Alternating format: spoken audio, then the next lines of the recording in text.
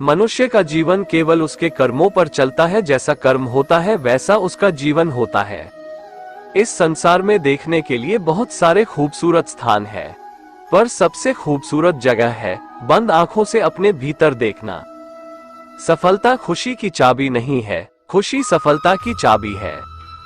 आप जो कर रहे हैं उससे अगर आप प्यार करते हैं तो आप जरूर सफल होंगे।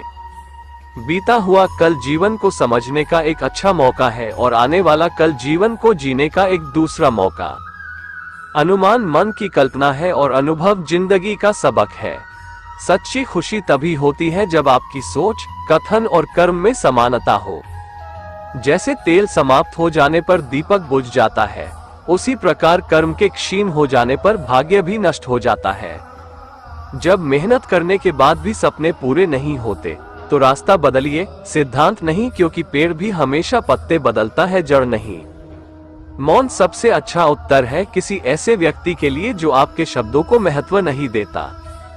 मनुष्य जन्म लेता है तो उसके पास सांसें तो होती हैं, पर कोई नाम नहीं होता। जब मृत्यु होती है तो उसके पास नाम तो होता है पर सांसें नहीं होती। इसी सांस और नाम के बीच की यात्रा को जीवन कहते हैं। न किसी के अभाव में जियो, न किसी के प्रभाव में जियो। ये जिंदगी है आपकी, अपने स्वभाव में जियो, किसी के प्रति मन में क्रोध लिए रहने की अपेक्षा उसे तुरंत प्रकट कर देना अधिक अच्छा है।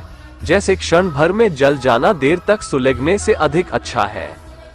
मित्र गरीब है या अमीर मायने नहीं रखता, बल्कि वो आपके बुरे समय में आपका साथ कितना देता है यह मायने रखता है। इंसान चाहे जितना भी खुद को व्यस्त रख ले, जिससे वो प्रेम करता है उसकी यादों से नहीं बच सकता। मनुष्य हमेशा अपने भाग्य को कोसता है, ये जानते हुए भी कि भाग्य से भी ऊंचा उसका कर्म है जो उसके स्वयं के हाथों में है। एक समझदार व्यक्ति वही है जो दूसरों को देखकर उनकी विशेषताओं से सीखता है, उनसे तुलना और ईर्ष्या नहीं करता। शस्त्र केवल शरीर को घायल कर देते हैं, किंतु शब्द आत्मा को भी घायल कर देते हैं।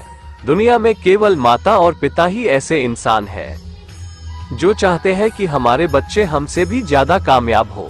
दुख भोगने वाला आगे चलकर सुखी हो सकता है, मगर दुख देने वाला कभी सुखी नहीं हो सकता।